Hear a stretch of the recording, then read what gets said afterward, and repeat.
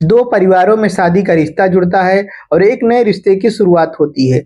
दूल्हा बारात लेकर के धूमधाम से दुल्हन के घर पहुंचता है और शादी संपन्न होती है। अगले दिन दुल्हन को विदा करवा के अपने घर लाता है। दुल्हन को देखकर घर वाले काफ़ी खुश होते हैं और अगले दिन रिसेप्शन की तैयारी में सब लोग जुट जाते हैं। दुल्हन शाम को अपने कमरे में जाती है, जहाँ पर उसका कमरा था, और दूल्हा भी जाता है। दोनों आराम करने के लिए जाते हैं और दरवाज़ा बंद हो जाता है। उसके बाद अगली सुबह जिस दिन रिसेप्शन था, उस दिन जो है घर वाले दरवाज़ा खुलवाने की कोशिश करते हैं कि सुबह हो गई है, अब बाहर आ जाओ, और भी काम है, लेकिन दरवाज़ा नहीं खुलता है। लोग काफ़ी परेशान थे कि आखिर में क्या बात है, दरवाज़ा क्यों नहीं खुल रहा है। फिर जो है खिड़की तोड़ करके लोग अंदर पहुँचते हैं, तो वहाँ का माजरा देखकर हैरान और परेशान हो जाते हैं, क्योंकि वहाँ पे दुल्हन बेड पर पड़ी हुई थी, जो कि अब मर चुकी थी, और जो दूल्हा था वहाँ फांसी के फंदे में पंखे से लटका हुआ था। यह देखकर घर में रोना-पिटना मच जाता है और सब लोग परेशान हो जाते हैं कि आखिरकार यहाँ अचानक ऐसा कैसे हो गया। दोस्तों, यहाँ कहानी है उत्तर प्रदेश के अयोध्या जिले के एक छोटे से शहर शहादतगंज की, जहाँ पर जो है एक लड़का जिसका नाम था प्रदीप, उसकी शादी तय होती है शिवानी नाम से। शिवानी दिल्ली में रहती थी अपने पिताजी के साथ। शिवानी जो है, उसका पूरा परिवार दिल्ली में ही रहता था, इसलिए उसके पिताजी वहीं पर काम करते थे, और वहीं से जो है उसकी शादी गाँव में ही एक रिश्तेदार के संपर्क में उसकी शादी तय कर देते हैं। लड़का काफ़ी अच्छा था, ज़्यादा पढ़ा हुआ नहीं था, सिर्फ हाई स्कूल ही पास था, लेकिन जो है वहाँ टाइल्स का काम बहुत अच्छी तरीके से जानता था, और खुद मिस्त्री था, और जो है वहाँ बड़े-बड़े घरों में टाइल्स भी लगाता था। एक कुशल कारीगर भी था। इसी की वजह से उसकी जो है ज़िंदगी चल रही थी। इधर जो दुल्हन थी वहाँ वहाँ भी ज़्यादा पढ़ी-लिखी नहीं थी, वहाँ 8वीं ही पास थी। लेकिन दोनों का रिश्ता मेल-जोल बढ़िया था, इसलिए दोनों का रिश्ता तय हो गया। जब दोनों का रिश्ता तय हो गया, तब जो लड़की का पिता था वहाँ शादी के लिए मान गया, और जो है शादी गाँव में ही संपन्न कराने की योजना बनाने लगे। शादी अप्रैल में होनी थी, लेकिन जो प्रदीप था, जो दूल्हा था, वह कहने लगा कि अप्रैल में नहीं, शादी मार्च में ही संपन्न करवाइए, और इसी के कारण जो है शादी अप्रैल में ना होकर के मार्च में संपन्न कराई गई। 7 मार्च को शादी थी, और बारात लेकर के प्रदीप हँसी-खुशी से जो है शिवानी के घर पहुँचता है, और वहाँ पे गाजे-गाजे के साथ में जो है द्वार पूजा संपन्न होता है और शादी भी संपन्न होती है। सब लोग खुश थे, खुशी का माहौल था, और जो प्रदीप था, यह भी काफ़ी खुश था, क्योंकि आज उसकी शादी हो रही थी। शादी संपन्न होती है, अगले दिन दुल्हन को विदा करवा कर के घर लेके आते हैं। अब घर लेके आने के बाद में जब उसे देखते हैं, सब लोग काफ़ी खुश होते हैं, क्योंकि दुल्हन भले ही पढ़ी-लिखी नहीं थी ज़्यादा, सिर्फ 8वीं ही पास थी, लेकिन देखने में अच्छी और खूबसूरत थी। इसके बाद में सब लोग उसे जहाँ पे दुल्हन का कमरा था वहाँ पे लेके जाते हैं आराम करने के लिए। दुल्हन वहाँ चली जाती है आराम करने के लिए, और जो दूल्हा था वहाँ अगले दिन रिसेप्शन था, उसकी तैयारी में जुट जाता है। इसके बाद में सभी लोग उसे बधाई देते हैं, मुबारकबाद देते हैं कि आपकी शादी संपन्न हुई, एक नए आज से नया जीवन की शुरुआत हो रही है। और उसके बाद में शाम को जो दूल्हा था वह जो है दुल्हन के कमरे में जाता है आराम करने के लिए। उसके बाद में जब वहाँ पहुँचता है, तो दरवाज़ा बंद कर लेता है, और जब बंद कर लेता है, दोनों में बातचीत होती है। दोनों प्यार-मोहब्बत की बातें हो रही थी, क्योंकि शादी का आज पहला दिन था, सुहागरात का दिन था, तो दोनों एक-दूसरे से आपस में बातचीत कर रहे थे कि अचानक से एक 11:45 पर रात में एक मैसेज आता है दूल्हे के मोबाइल पर, और जब वह मैसेज वहाँ देखता है, तो वहाँ घबरा जाता है, क्योंकि वह मैसेज ऐसा था कि उसकी ज़िंदगी में भूचाल ला दिया था। वह मैसेज देखकर वह दुल्हन से पूछने लगता है कि आखिर क्या बात है? क्या कोई तुम्हारा अवैध संबंध है किसी से? किसी लड़के से तुम प्यार मोहब्बत करती हो? लेकिन दुल्हन इस बारे में कोई बात नहीं बताती है। दोनों में काफ़ी विवाद होता है, और आखिरकार इन सब से हार करके दूल्हा जो था, जो प्रदीप था, वह शिवानी का गला दबा करके हत्या कर देता है।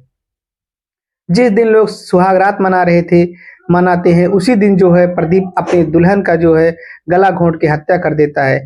इसके बाद में 1 डेढ़ घंटे तक वहाँ बैठा रहता है उसी कमरे में, और उसे समझ नहीं आता कि क्या करें, क्या नहीं करें, और अचानक से जो है वहाँ भी एक पंखे में जो है फंदा लगा करके अपने आप को भी सुसाइड कर लेता है, और दोनों अपनी जीवन लीला समाप्त कर देते हैं। कहते हैं जब जो है शादी का बंधन बनता है तो वहाँ पे कहते हैं कि आज से 7 जन्मों की कसमें खाओ और जो है साथ जिएंगे और साथ मरेंगे।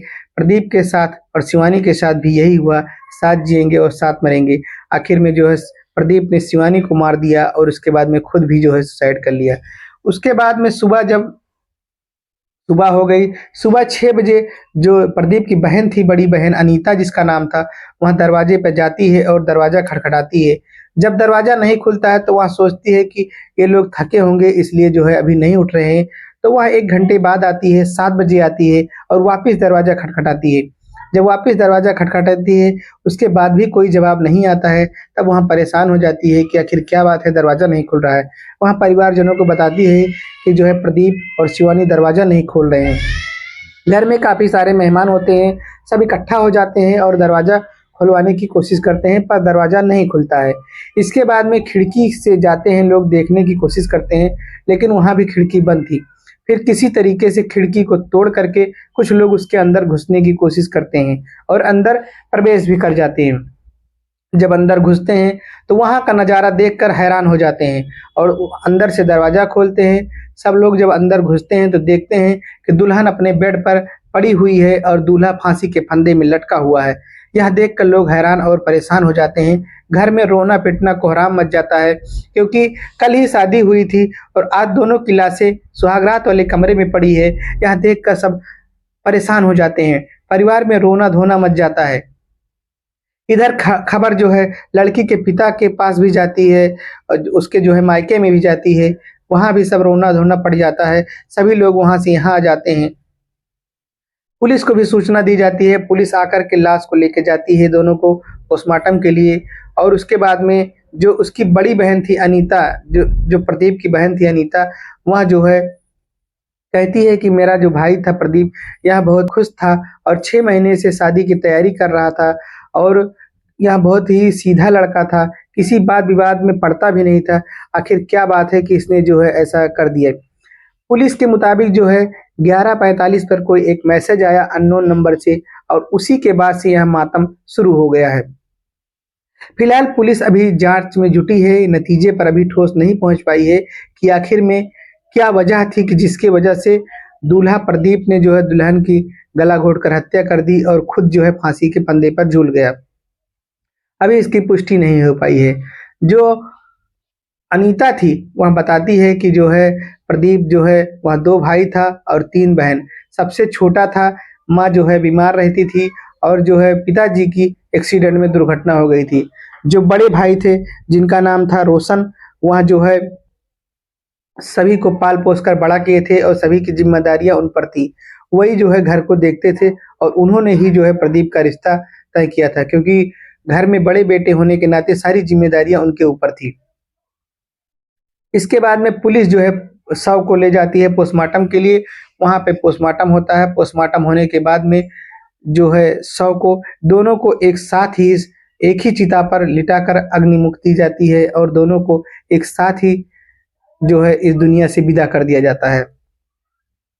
पुलिस जांच में जुटी हुई है कि आखिर मामला क्या है। क्या क्या कोई इस लड़की का अफेयर था या लड़के का कोई अफेयर था? अभी फिलहाल इसकी पुष्टि नहीं हो पाई है और पुलिस जो है छानबीन कर रही है।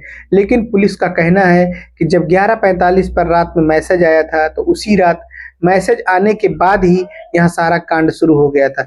शायद जो है कोई ऐसा व्यक्ति है, फिलहाल अभी पुलिस उसका नाम नहीं ले रही है। उसकी भी नहीं पुष्टि हो पाई है कि आखिर वह व्यक्ति कौन है, किसने अपने मोबाइल से जो है मैसेज किया था कि जो है क्या उस मैसेज में लिखा था। फिलहाल अभी इसकी पुष्टि नहीं हो पाई है। घर में जो माता है, उसकी प्रदीप की माँ है, वह भी बहुत, उसका भी रो रो के बुरा हाल है और वह भी कह रही है कि हमारा बेटा बहुत अच्छा था और वहाँ जो है टाइल्स का काम करता था, टाइल्स का मिस्त्री था और खुद ही जो है जिस कमरे में उसे लेटना था, जो दुल्हन का कमरा था, उसमें खुद ही उसने जो है टाइल्स वगैरह लगाई थी और जो है शादी की सारी तैयारियां भी वही किया था। उसको जरा भी अंदेशा नहीं था कि ऐसा हो जाएगा। घर में किसी को भी ऐसा अंदेशा नहीं था कि आने वाले एक दिन में ऐसा हो जाएगा क्योंकि जैसे आज शादी है और कल अगर किसी दूल्हा और दुल्हन की मृत्यु हो जाती है तो कितना भयावह होता है आप समझ ही सकते हैं। फिलहाल जो है पुलिस जांच में जुटी हुई है और घर वालों का रो रो कर बुरा हाल है, समझ नहीं पा रहे हैं कि आखिर में अब उनके साथ क्या होगा। अयोध्या के जो सीओ हैं शैलेंद्र सिंह, उनका कहना है कि अभी पुलिस जांच कर रही है और जैसे ही जांच पूरा होगी वह जो है इस मामले को बताएंगे कि आखिर में उस मैसेज में क्या लिखा था और किसने किया था और क्यों किया था। तो सीओ सिटी का कहना है कि अभी जांच पूरी होने के बाद में मैं आपको पूरी रिपोर्ट दूंगा। तो दोस्तों, आप लोगों को यहाँ कहानी सुनकर कैसी लगी? एक सच्ची घटना थी, कैसी लगी आप हमें कमेंट में ज़रूर बताएं। और यह कहानी मेरा बताने का उद्देश्य सिर्फ इतना था कि लोगों में जागरूकता फैले, लोग ऐसा ना करें जो कर रहे हैं, क्योंकि आत्महत्या करना कोई बहुत बड़ी बात नहीं है। आत्महत्या, आपको जीवन मिला है जीने के लिए, तो आत्महत्या कोई ज़रूरत नहीं है। मृत्यु सबकी आनी है, लेकिन अगर आप आत्महत्या करके मरते हैं तो यह जो है बहुत ही शर्म की बात है। आपको यह कहानी अच्छी लगी तो हमारे चैनल को लाइक करिए, शेयर करिए और सब्सक्राइब करिए। धन्यवाद।